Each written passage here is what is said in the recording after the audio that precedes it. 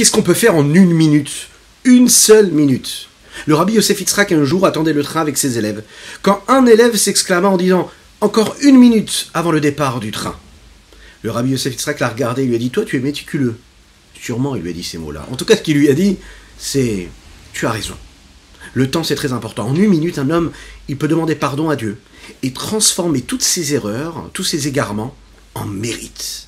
En une minute, on peut demander pardon pour une faute et la transformer en un mérite. » Boker Tov Likoulam, bonjour à toutes et à tous, je suis infiniment heureux de vous retrouver en cette magnifique journée que Dieu nous offre sur la terre. J'espère que vous allez bien. Je vous invite encore une fois à partager, liker, commenter cette publication, afin que nous soyons encore et toujours plus à étudier cette sainte Torah. Aujourd'hui, nous abordons notre Tanya du jour, juste après ces quelques notes de Nigun.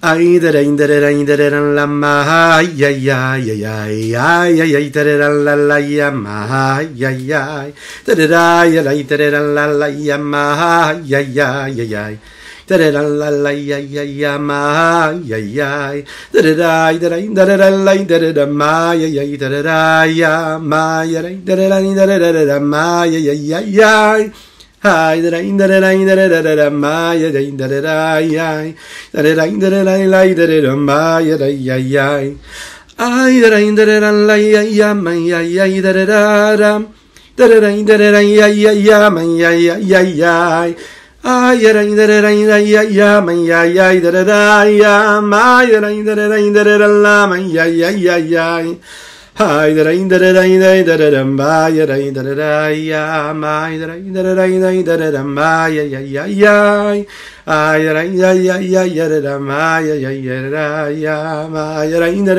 da da ai ai ai ai ai. Boker Tov à toutes et à tous. Nous étudions pour la guérison totale et complète d'Avraham Nissim Ben Sultana, mais aussi pour l'Eilun Nishmat Avihu Mori Reb Reuven Ben Nisser, mais aussi pour le mérite de chacune et chacun d'entre vous qui nous suivez quotidiennement, ou pas. Que Dieu vous bénisse pour cela d'ailleurs. Ki Chelek Avaye Hamo, le peuple juif, c'est une partie de Dieu, de son nom. Le nom de Dieu nous représente, Yudke Vavke. Qu'est-ce que cela veut dire? C'est-à-dire qu'on a une responsabilité. Ça veut dire que chaque juif est une étincelle divine. Chaque juif, c'est l'ambassadeur du nom de Dieu ici-bas sur terre. Cela veut dire aussi que nous n'avons pas vraiment compris comment est-ce que le nom de Dieu s'exprime à travers ce que nous sommes. Et qu'est-ce que c'est le nom de Dieu? Nous allons ici expliquer quel est ce Shem Hameforash. Quel est ce nom si particulier, le nom de Dieu? Le Créateur du monde a 7 noms. 7 noms saints. Ce que nous appelons des noms que nous ne pouvons pas effacer. Ce qui veut dire qu'en fait, si par exemple une personne a noté le nom de Dieu sur sa peau, elle n'a pas le droit de le rincer, elle n'a pas le droit de le laver avec de l'eau. Il va falloir rincer les autres parties de son corps, mais pas effacer le nom qu'elle a inscrit sur sa peau. C'est la raison pour laquelle il faut faire très attention au nom de la Kadosh Baruch Hu. C'est la raison pour laquelle aussi, lorsque le nom de Dieu est inscrit sur une feuille, on va tout de suite le mettre à la Gnisa et surtout pas l'effacer ou le déchirer ou le jeter à la poubelle. Il y a quelque chose de très particulier dans la sainteté des différents noms que Dieu a. Il y en a 7, nous l'avons dit. Parmi ces 7 noms, il y a un nom qui a un degré et un niveau qui est très élevé, qui dépasse tous les autres. C'est le nom de Yudke Vavke. Il est appelé le Shem Hameforash. Akadosh Baruch Hu dit à Moshe Rabbeinu, Vaïra el Ahavot, je me suis montré, je suis apparu au patriarche. Avraham, Yitzhak et Yaakov, Bekel Shakai, avec un nom qui est Shakai. Mon nom à moi, c'est-à-dire Yudke Vavke, ou Shmi Avaye Lo Nodati Lahem, je ne l'aurais pas fait connaître.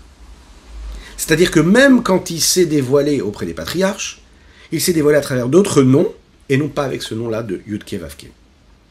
C'est un nom qui est mystérieux, secret, qui a quelque chose de très particulier, à tel point que nous ne sommes même pas capables de le lire en fonction de ses lettres. On le lit différemment qu'il ne s'écrit. Yudke Vavke ne se prononce que, on ne peut pas le dire ici, puisque c'est un nom qui est justement saint, mais quand on le prononce dans la Tefila, on le prononce comme on prononce un autre nom de Dieu qui est Aleph Dalet Nun Yud. Donc, tellement il est élevé, on n'est même pas en mesure de le prononcer. Dans le Beth Amikdash, ou bien dans la bénédiction des Kohanim, eux disaient le nom de Yudke Vavke avec la prononciation qui lui est propre. Il faut savoir que le nom de Dieu, Yudke Vavke, C'est expliqué dans la Chassidut, dans la Kabbalah, c'est la base même de toute l'existence. Et particulièrement secret qu'il est, on va essayer de dévoiler ensemble autant que possible et autant que faire se peut. Ce secret-là qui se cache derrière ces 4 lettres, Yud-Ke Vav-Ke. Et comment le nom de Dieu, Yud-Ke Vav-Ke, se trouve à l'intérieur de l'existence des différentes créatures, mais aussi à l'intérieur de chacune et chacun d'entre nous, puisque c'est vraiment ça dont il est question. Dieu est en nous, nous sommes cette étincelle divine, cette parcelle divine qui est en nous. En introduction, on va essayer de comprendre quel est le principe même des 10 séphirotes. Oui, parce que les 10 séphirotes, elles sont un reflet de ce que le nom de Dieu est. Akadosh Baruch Hu, quand il utilise entre guillemets les séphirotes, ce sont ses outils, ses moyens d'expression. Il y en a 10, les séphirotes. Il est dit dans Patach Eliyahu, dans ce petit texte des Tikkuné Zohar, qui apparaît en introduction du Saint Zohar, c'est toi qui as fait sortir, qui a donné, qui a produit ces 10 outils-là, ces 10 réceptacles, et nous les appelons les 10 séphirotes, afin de conduire et de diriger les mondes avec ces 10 séphirotes. Qu'est-ce que c'est les séphirotes? Prenons un exemple. Vous savez qu'il y a différentes couleurs.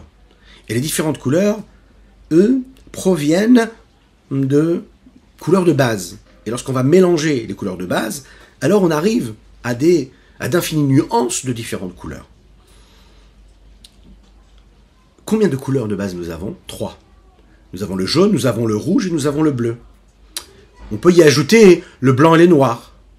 Les couleurs de base elles-mêmes sont des couleurs qui, elles, vont engendrer les différentes couleurs, mais qui à la base sont ce qu'elles sont elles-mêmes. Il y a des millions de nuances différentes qui sont créées à travers les différents mélanges. Prenons un exemple. Lorsque l'on va prendre le jaune et le bleu, on est capable de créer le vert. Lorsque l'on prend le jaune et le rouge, on est capable de créer de l'orange. Et dans cette couleur-là de l'orange, il y aura d'infinies nuances de couleurs. Le rouge et le bleu va donner le violet, etc., etc. Dans le domaine de la nourriture, il y a d'infinies espèces et sortes de nourriture. Lorsque l'on va voir, par exemple, un ou une diététicienne qui va nous dire qu'est-ce qu'il faut manger, comment il faut le manger, etc., eh bien, en fait, il va vous donner un catalogue des différents aliments qui sont, on va dire, les patriarches de tous les autres aliments, qui eux représentent ce qu'il faut, dans lesquels il y a ce qu'il faut, il y a les ingrédients qu'il faut. Il y aura les glucides, les lipides, il y aura ce dont le corps a besoin de recevoir tous les jours, quotidiennement, pour être en bonne santé. D'un autre côté, si on peut dire, les Havdil, dans le monde il y a d'infinies créatures d'espèces et de sortes différentes, à travers que ce soit le minéral, à travers le végétal, à travers l'animal ou l'homme. Mais toutes ces espèces-là qui existent dans l'existence proviennent et découlent du fait qu'Akadosh Baruch Hu, à un moment que Dieu ait décidé de créer et de donner les 10 séphirotes qui, eux, vont être les sources premières des énergies qu'il y aura dans les différents domaines de l'existence et création, à savoir minéral, végétal, animal et homme. L'expression même de séphirote, qui vient du mot saphir. Saphir, ça veut dire quelque chose qui brille. C'est là pour permettre à chaque élément de briller. Il faut faire ressortir la lumière et l'énergie qu'il y a dans chaque élément.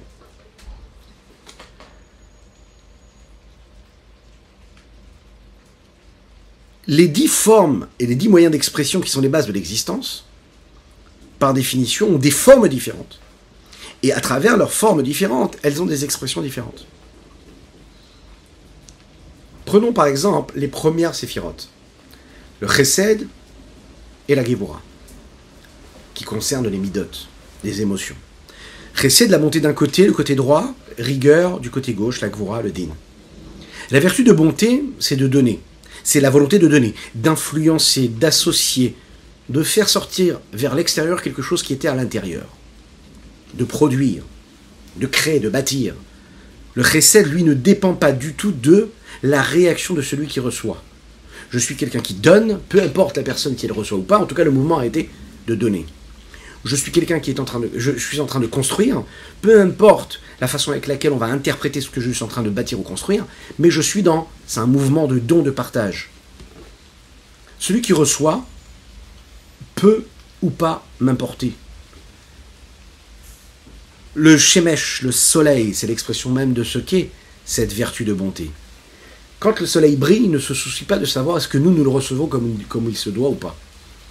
Le soleil brille, et en fonction de ce que nous allons faire ou pas, se couvrir ou pas, sortir vers l'extérieur ou pas, profiter de lui ou pas, cela ne change en rien au fait que lui, il est en train d'éclairer. D'un autre côté, la midat ad-din, la vertu de rigueur, c'est la recherche systématique, parce que dans cette rigueur-là, il y a aussi une forme de justice, une recherche de justice et de justesse. Et en fait, c'est du donnant-donnant quelque part. Je réfléchis, je regarde aussi si l'autre mérite ce que je dois lui donner. Et en fonction de ce qu'il mérite ou pas, alors je décide de lui donner ou pas. Donc j'analyse la personne qui est en face de moi.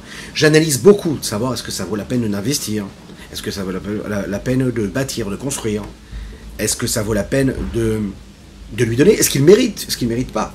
Je le juge, je rentre dans ce questionnement. Donc le don, ce que je vais donner, il y aura aussi du don. Mais ce sera un don et un partage qui sera limité par les contraintes de l'autre, de celui qui reçoit.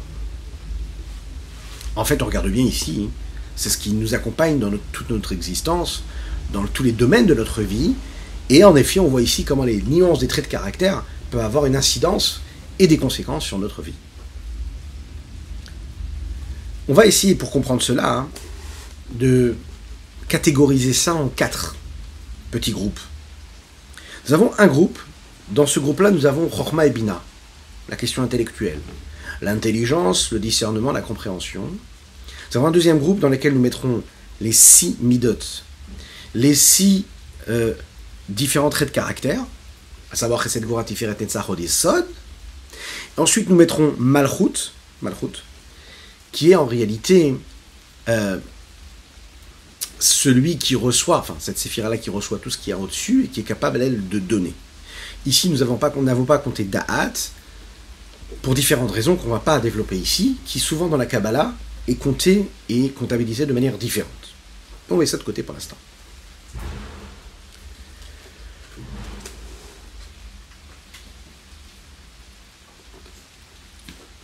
Les 10 séphirotes, elles sont mises en allusion, c'est la raison pour laquelle on a choisi de catégoriser ça en 4 groupes, à travers les 4 lettres du nom d'Hachem, Yud, Ke, Vav, Ke. Yud, Ke, Vav, Ke, c'est le nom d'Akadosh Baruch Hu, et il représente, ces 4 lettres-là, elles représentent les 4 groupes de séphirotes dont il est question. Les 10 séphirotes font allusion donc à ces 4 lettres, Yud, Ke, Vav, Ke, et on sait que chaque lettre, c'est un monde à part. Chaque lettre des 22 lettres de l'alphabet, ça a un sens. On a étudié aussi ensemble, vous vous en souvenez, dans la partie Sharichut Ve'emunah, juste avant d'aborder la Igeret Teshuva, que chaque lettre en fait avait une incidence. Il pouvait y avoir par exemple l'aspect numérique, l'aspect profond, ésotérique, profond, kabbalistique, la forme, l'association, les combinaisons, la façon avec laquelle on est capable d'intervertir, de changer, de transformer, de remplacer telle lettre avec une autre lettre. Il y a différentes façons de jouer, de jongler avec les lettres de l'alphabet. Et la façon avec laquelle on les interprète, c'est reflété justement par les 4 dimensions, quelque part, que chaque lettre peut avoir. Première chose, la forme de la lettre. On va dire la forme graphologique de la lettre. Chaque lettre a une forme, et la forme de la lettre, elle représente et elle symbolise quelque chose de particulier. Prenons par exemple même les chiffres, ok ? Les chiffres. Si on prend par exemple le chiffre qui représente le nombre de mitzvot que nous avons reçus d'Akadosh Baruch Hu. Combien de mitzvot nous avons reçus ? 613 mitzvot. Ok. Si j'écris le chiffre 613, j'interprète et donc je symbolise les 613 mitzvot de la Torah. Si je regarde chaque lettre, chaque chiffre de ce chiffre 613, j'ai en fait une importance dans chacun de ces chiffres-là. Il y a la globalité de 613 qui représente 613, le chiffre 613, et il y a ce que représente le 6 en tant que 6, le 1 en tant que 1 et le 3 en tant que 3. Ça veut dire que chacun isolé, il a quelque chose de particulier, et chacun quand il est avec son prochain, là il prend encore une autre forme. Et donc quand j'ai 613, j'ai la profondeur, j'ai ce que peut refléter chacun dans sa particularité, sa singularité, mais j'ai aussi la globalité, le chiffre 613. Il y a aussi autre chose, c'est l'emplacement de chaque chiffre. Parce que le 6 vient en premier, il a une importance particulière. Parce que le chiffre 1 vient en deuxième, il aura une importance différente. Et le 3, d'une manière différente aussi. C'est intéressant de voir que même la forme de la lettre qui vient, allez, dans la source, on sait que ça vient de l'Inde, depuis des décennies, elle reflète aussi quelque chose sur l'identité de chaque chiffre. Prenons par exemple le chiffre 1, comment est-ce qu'il est écrit? Il a une seule extrémité avec un petit pointillé. Dans les chiffres 2, nous avons là 2 coins. En fonction de la façon avec laquelle on écrit, puisqu'on sait que de manière moderne, on a un petit peu arrondi les lettres.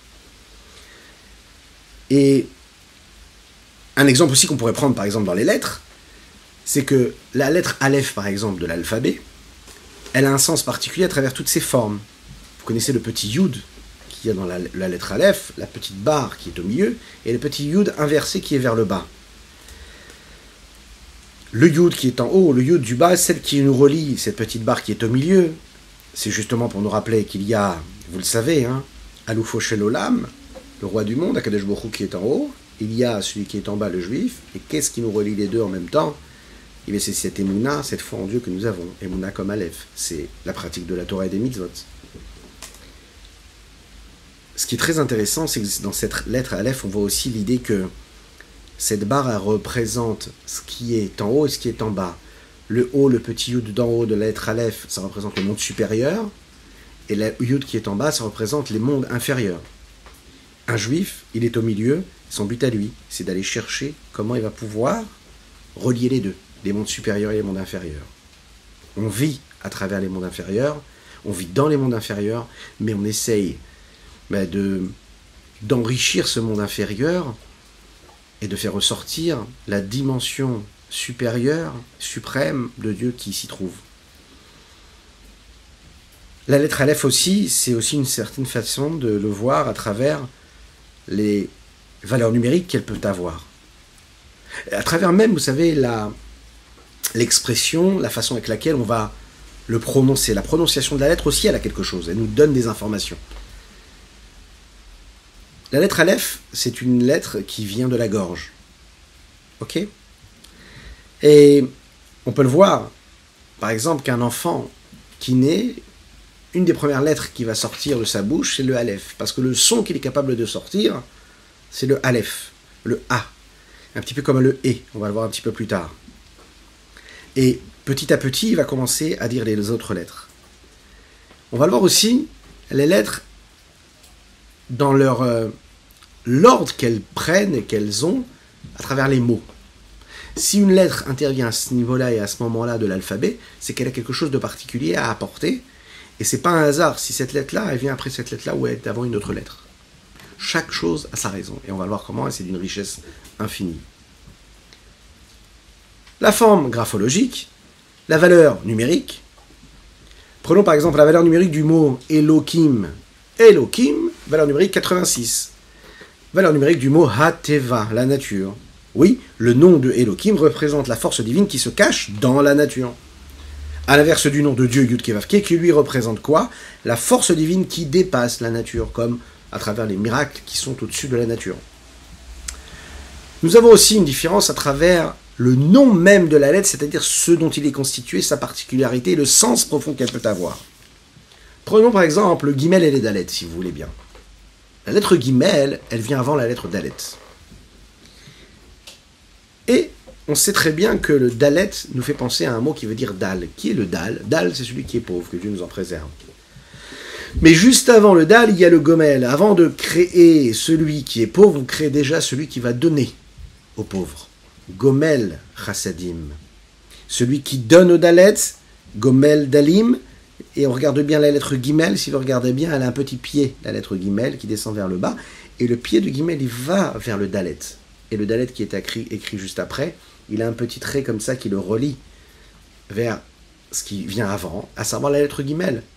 Pour nous dire que le Gimel, il est là pour être attaché au Dalet, qu'il ne peut pas y avoir de Dalet sans Gimel. Le Dalet, il tend vers le Gimel pour nous apprendre que le guimel doit toujours donner au dalet. Il ne doit pas laisser être dalet. Il ne doit pas laisser être pauvre.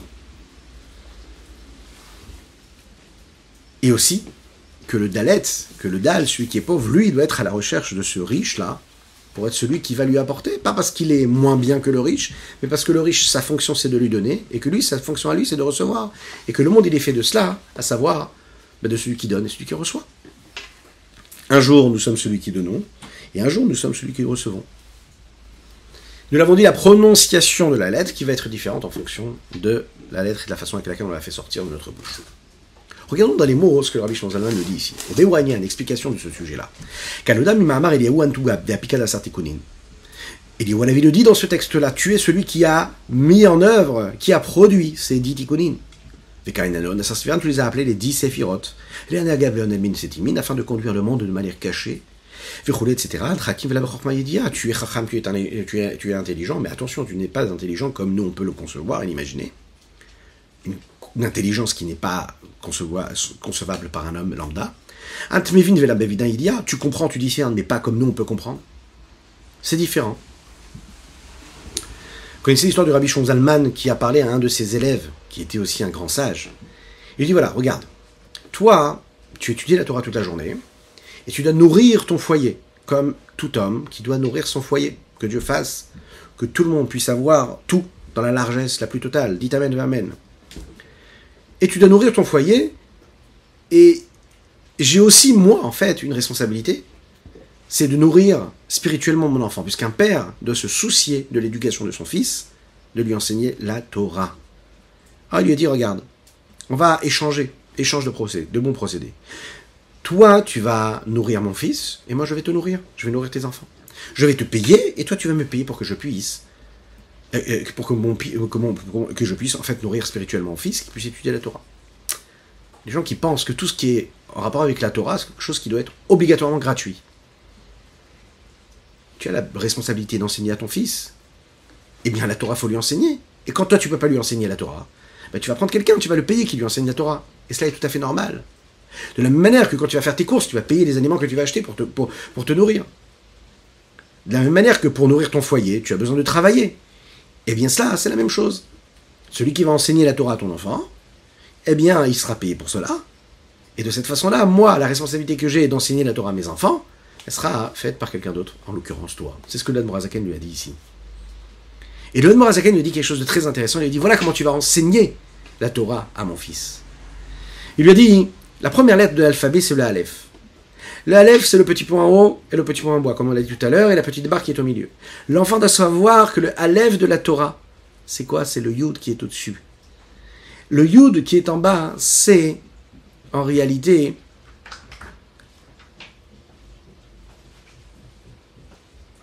ce qui lui permet d'avoir un lien avec cette Torah-là. Et le trait qui est au milieu, c'est quoi? C'est la Emouna. C'est la foi véritable que l'on peut avoir en Dieu. Parce qu'un homme il est capable d'avoir la foi en Dieu comme il faut, alors il est capable de relier les deux. Il y a une autre version de cette histoire, de ce que l'Admor HaZaken dit. Le Yud qui est au-dessus représente la Neshama, l'âme. Le Yud qui est en bas représente le corps. Et ce qui est entre les deux, cette barre qu'il y a dans le Aleph, eh bien c'est le lien qui est fait entre les deux, à savoir par l'intermédiaire de la Irat Shamaim. Irat Shamaim. Comment interpréter ce chiffre-là et cette lettre-là, le Yud, et c'est ce que nous allons faire tout de suite en rentrant un petit peu plus dans le sujet.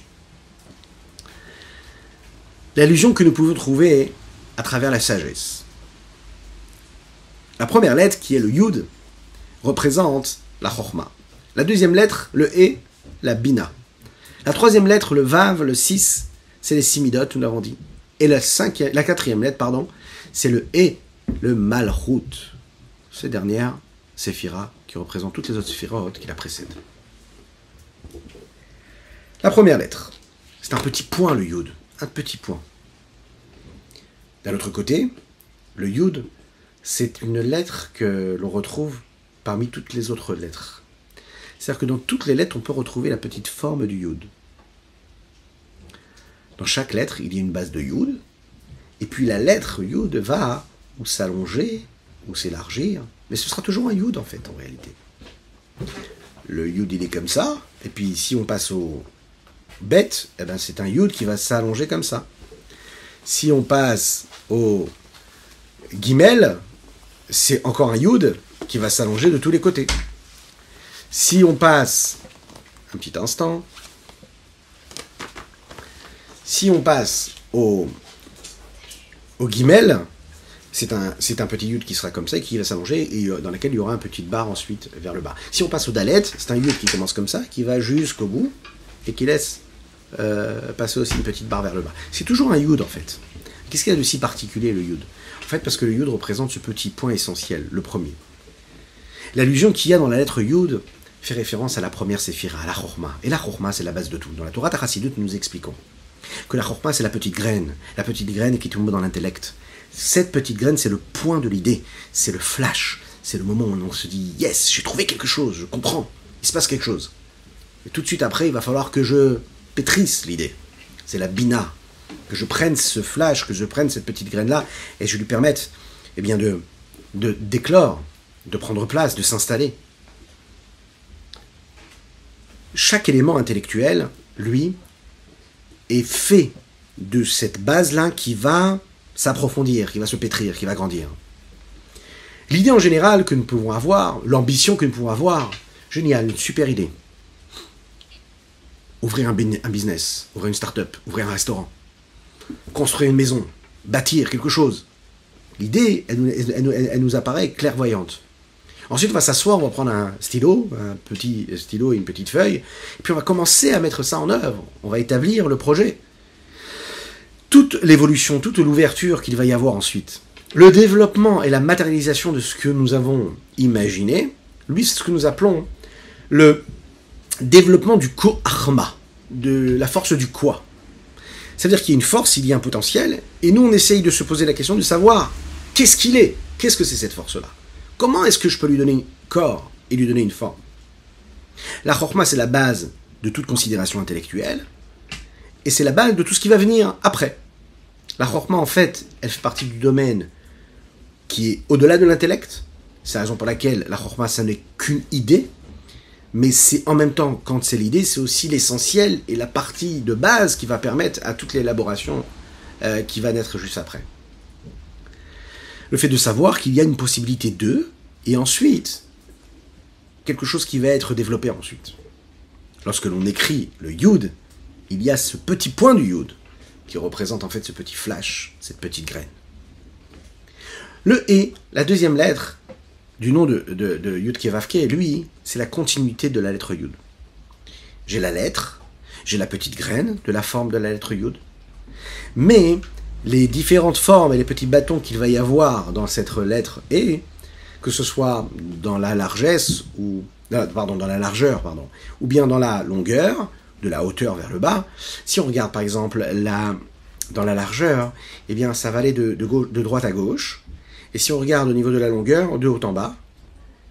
Et il y a aussi le troisième petite barre, vous savez, ce petit pied là dans le et, qui est rajouté à part le dalet, quoi. Le petit et, c'est un peu compliqué comme ça visuellement. On aurait dû prendre un petit tableau et noter, mais je vous laisse imaginer. Et on aura l'occasion, Bezrat Hashem, de développer qu'est-ce que c'est le et véritablement. La lettre E fait allusion à la séphira de Bina, parce qu'en fait, après avoir eu cette petite graine de la Chorma, la Bina, elle va commencer à développer et à ouvrir, et à faire en sorte de créer tout un monde, après cette petite idée qu'on a pu avoir. Ce développement, lui, va aller de deux côtés. Côté dans la longueur ou dans la largeur. Du côté large, oui, c'est de dire qu'en fait, la Bina, elle prend chaque petit détail de cette idée qu'on a pu avoir, elle prend l'idée et elle va lui donner d'infinies ramifications. Elle va le faire vivre. Et tous ces petits détails vont garder quand même une certaine hauteur. L'auteur, la même hauteur que pouvait avoir ce petit point initial de Chorma. Intervient la deuxième étape qui est cette ouverture et ce développement dans la longueur.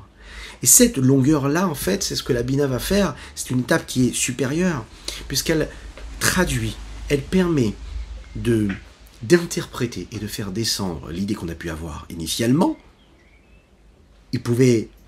Ça pouvait être une idée qui était abstraite. d'accord, qui avait du mal à prendre corps et forme. Et puis la Bina, elle va nous permettre de faire descendre ça. On va trouver les mots pour l'expliquer, pour la définir. On va trouver les mots qui vont nous permettre, par exemple, de présenter le projet à celui qui va nous aider à financer ce projet, par exemple. Même quand on pense à la matérialisation d'un projet que nous pouvons avoir, il faut qu'il y ait ces différentes étapes qui soient mises en œuvre. La différence qu'il y a entre les deux lettres, le Yud et le E, et Chochma et Bina, s'exprime précisément quand on regarde, vous savez, on aime bien à chaque fois trouver des rapports et un relief dans notre vie de tous les jours. Et quoi de mieux que de parler de l'homme et de la femme? Oui, le couple, ce qui permet à l'homme de bâtir son existence. Et, oui, c'est pas toujours facile. Ish veisha, les lettres sont les mêmes. Dans Ish, nous avons le Yud, et dans Isha, nous avons le E. Nous en avons parlé déjà il n'y a pas longtemps. Les Chachamim disent que Ish veisha zachu shrina benehem, si l'homme et la femme ont eu le mérite, la shrina rayonne parmi eux. La kavana ici, l'intention ici de dire que quoi? Que la lettre Yud se trouve dans l'homme, et que le E se trouve dans la femme. Pourquoi est-ce que le Yud se trouve dans l'homme, et que le E se trouve chez la femme, et pas l'inverse? La tchouva, la réponse elle est claire. Lorsqu'un enfant naît, l'homme, lui, apporte la petite graine, c'est-à-dire le Yud, petite graine, un petit point, petite virgule. La femme, elle va permettre le développement de cette petite graine-là, le développement de cet enfant-là, à travers tous ces mois de gestation. C'est la raison pour laquelle il est dit comme ça, Bina yetera nitena baisha. La femme a une capacité d'intelligence qui lui permet de discerner, de comprendre, de pétrir l'idée, et pas seulement la pâte pour la hala de Shabbat, de manière considérable. Elle a quelque chose de plus que l'homme n'a pas. C'est la raison pour laquelle il faut faire confiance aux femmes.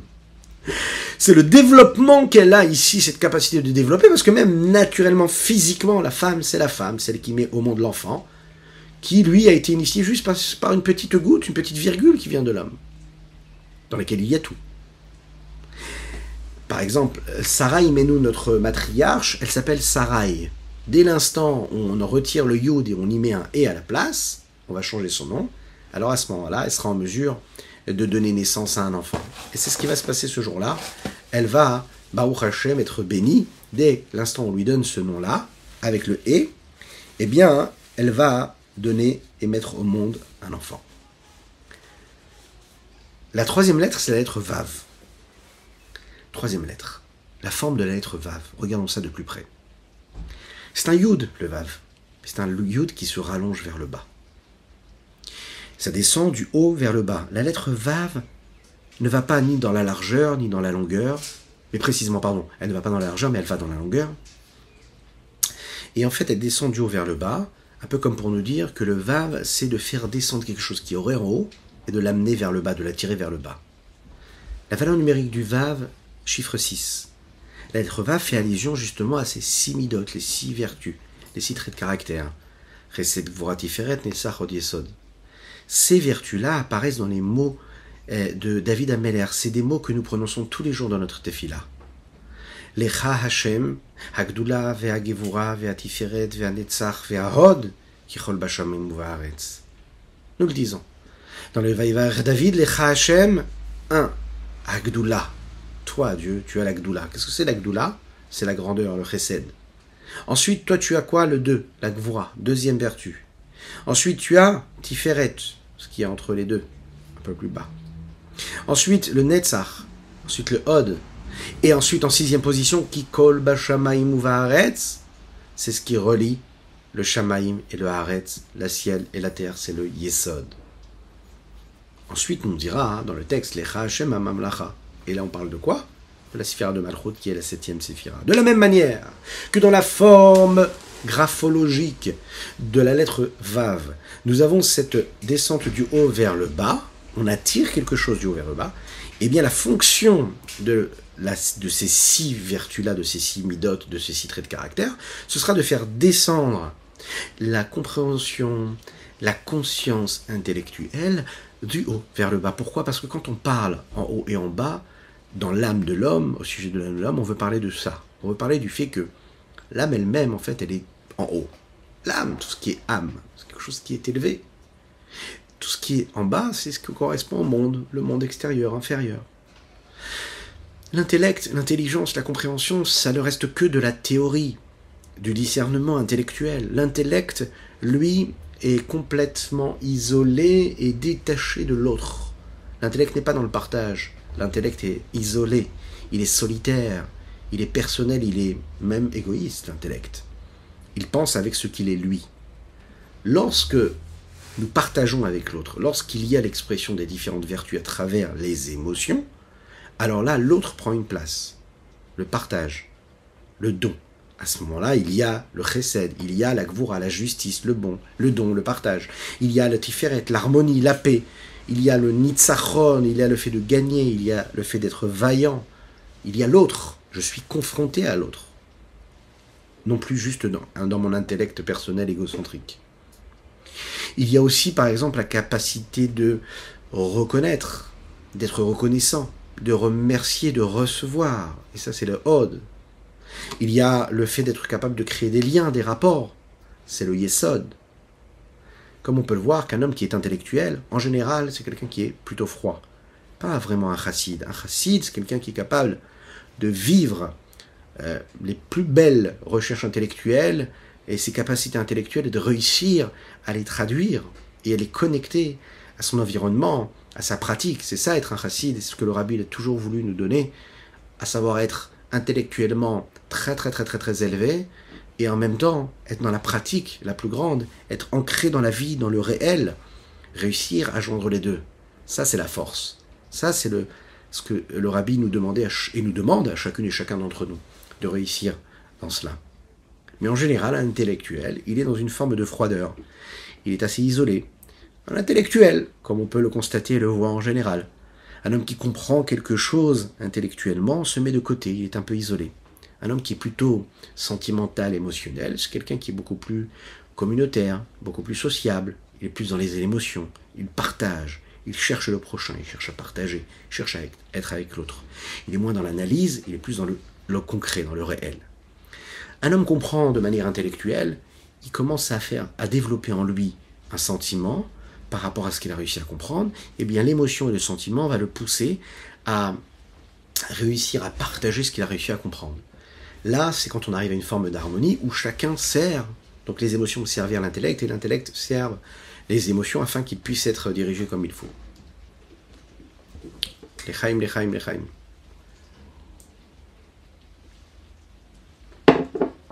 Ce qui nous amène à la dernière lettre, et ensuite on lira dans les mots et on aura conclu notre Tanya du jour. La lettre E, la dernière, elle exprime quelque chose d'autre qu'il y a et qu'il y aurait pu avoir dans le premier, dont nous avons parlé tout à l'heure. La dernière lettre, elle exprime ce qu'est la parole. La parole, on sait, c'est la vertu de Malchut. Justement, le partage avec l'autre. Réussir à intégrer tout ce qu'il y a là-haut afin de le transmettre, de le passer. Comme les paroles du Saint Zohar dans Patach Eliyahu, Malchut Pe, Torah Sheba Halpe Karinanla, le P, la bouche. Afin de comprendre le lien qu'il y a entre la lettre E et la parole, on va comprendre comment en réalité toutes les lettres qui sortent de la bouche, qui sont la parole, elles viennent de ce que nous appelons le Hevel, le souffle. Le souffle qui sort des poumons et qui passe à travers les cordes vocales et qui ensuite va continuer à prendre place dans les différents endroits de la bouche, à travers les différentes particularités que peut avoir la bouche, et il reçoit ce souffle-là, le saut final, lorsqu'il sort à travers les lèvres, ou est-ce que ce sera la langue, ou est-ce que ce sera le claquement de la langue avec le palais, ou les dents. Là, il y aura des nuances. Cela correspond également aux différentes formes et aux différentes lettres que l'on peut retrouver. Par exemple, le Aleph a différentes familles de lettres, différents groupes. Le Aleph, le E, si vous êtes chez vous, au bureau, à la maison, en voiture, n'hésitez pas à faire l'expérience si vous êtes avec vos enfants, ça les amusera. Le Aleph, le E, le Chet, le Aïn, eux, elles, ce sont des lettres qui sortent de ce que nous appelons la gorge. Vous avez un autre groupe de lettres qui est le Gimel, le Yud, le Chaf et le Kouf. Là, c'est différent. C'est pas du tout la même chose. C'est le palais qui sera là pour prononcer tout cela. Et puis nous avons ici la lettre Dalet, Tav, Lamed, Nun, Tav. C'est, quand j'ai parlé du palais, je parlais parler des lèvres, juste avant, excusez-moi. Ces lettres-là, elles sortent de la langue, pardon. Dalet, c'est la langue qui claque sur le palais. Prenons le tête, c'est encore une fois la langue qui lui donne ce son-là. Hein. Et avant le guimel, le yud, le chaf et le kouf, c'était à ce moment-là les lèvres qui ont besoin de prononcer tout cela. Et ensuite nous avons les lettres zaïn, shin, samer, resh, tzadik, qui elles viennent des dents. D'accord ? Et bien sûr, les dernières lettres qui sont aussi prononcées par les lèvres, à savoir le bet, le vav, le mem, le p. Et là, on voit qu'il y a vraiment uniquement les lèvres qui sont exprimées, qui expriment ces lettres-là. La question qu'on pourrait se poser ici, c'est quelle est la lettre qui provient de ces 22 lettres ? Et je prends en même temps les lettres en même temps devant moi pour vous donner vraiment la bonne information. Quelle est la lettre qui fait partie de ces 22 lettres qui représente vraiment une lettre qui viendrait du souffle, des poumons. Essayez de faire ça chez vous à la maison.